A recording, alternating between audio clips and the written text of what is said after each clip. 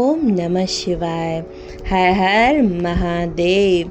श्री शिव महापुराण रुद्र संहिता प्रथम खंड 5वां अध्याय। नारद जी का शिव तीर्थों में भ्रमण व ब्रह्मा जी से प्रश्न करना। सूत जी बोले, महर्षियों, भगवान श्री हरि के अंतर्ध्यान हो जाने पर मुनि श्रेष्ठ नारद शिवलिंगों का भक्ति पूर्वक पूजन दर्शन करने के लिए निकल गए। इस प्रकार भक्ति मुक्ति देने वाले अनेक शिवलिंगों के उन्होंने दर्शन किए। जब उन रुद्र गणों ने नारद जी को वहां देखा तो वे दोनों गण अपने श्राप मुक्ति के लिए उनके चरणों पर गिर पड़े और उनसे प्रार्थना करने लगे कि वे उनका उद्धार करें। और वे नारद जी से कहने लगे, मुने, हम आपके अपराधी हैं। राजकुमारी श्रीमती के स्वयंवर में आपका मन माया से मोहित था। उस समय भगवान शिव की प्रेरणा से आपने हमें श्राप दे दिया था। अब आप हमारी जीवन रक्षा का उपाय कीजिए।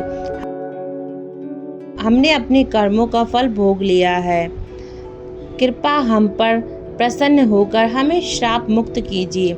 नारद जी ने कहा, हे रुद्रगणों, आप महादेव के गण हैं एवं सभी के लिए आदरणीय हैं। उस समय भगवान शिव की इच्छा से मेरी बुद्धि भ्रष्ट हो गई थी, इसलिए मोहवश मैंने आपको श्राप दे दिया था। आप लोग मेरे इस अपराध को क्षमा कर दें, परंतु मेरा वचन झूठा नहीं हो सकता, इसलिए मैं आपको श्राप से मुक्ति का उपाय बतलाता हूँ। मुनिवर्ष, विश्वा के वीर्य द्वारा तुम एक राक्षसी के गर्भ से जन्म लोगे। समस्त दिशाओं में रावण और कुंभकर्ण के नाम से प्रसिद्ध होगे। राक्षस गण का पद प्राप्त करोगे। तुम बलवान व वैभव के युक्त होगे। तुम्हारा प्रताप सभी लोकों में फैलेगा। समस्त ब्रह्मांड के राजा होकर भी भगवान शिव के परम भक्त होगे। भगवान शिव के ही दूसरे स्वरूप श्री विष्णु जी के अवतार के हाथों से तुम्हें मृत्यु प्राप्त होगी और इसी से तुम्हारा उद्धार होगा तथा फिर अपने पद पर तुम प्रतिष्ठित हो जाओगे। सूत जी कहने लगे कि इस प्रकार नारद जी का कथन सुनकर वे दोनों रुद्रगण प्रसन्न होते हुए वहां से चले गए और नारद जी भी आनंद सराबोर हो मन ही मन शिव जी का ध्यान करते हुए शिव तीर्थों का दर्शन करने लगे। इसी प्रकार भ्रमण करते करते वे शिव के प्रिय काशी नगरी में जा पहुँचे और काशीनाथ का दर्शन कर उनकी पूजा उपासना की।